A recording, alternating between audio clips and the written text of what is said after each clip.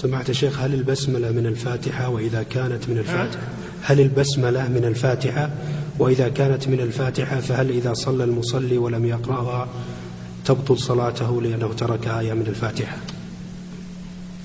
القول الراجح أن البسملة آية من القرآن مستقلة، ليست من الفاتحة ولا غيرها، وإنما يؤتى بها في فواتح السور، في فواتح السور، إلا ما جاءت في أثناء السورة مثل إنه من سليمان وإنه بسم الله الرحمن الرحيم، وإلا فهي في فواتح السور ما عدا سورة براءة فإنها لم تنزل قبلها،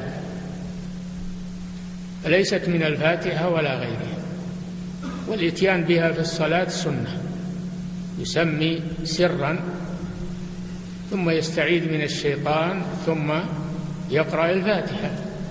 الرسول صلى الله عليه وسلم المعروف من سنته أنه ما كان يجهر ببسم الله الرحمن الرحيم، وإنما يجهر الحمد لله رب العالمين، حتى قال قائلهم صليت خلف رسول الله خلف أبي بكر وعمر فكانوا يفتتحون الصلاة بالحمد لله رب العالمين، دل على أنهم لا يجهرون بالبسملة.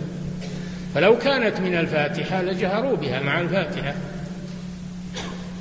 فمن تركها فصلاته صحيحة، لكنه ترك سنة من السنن، من سنن الصلاة.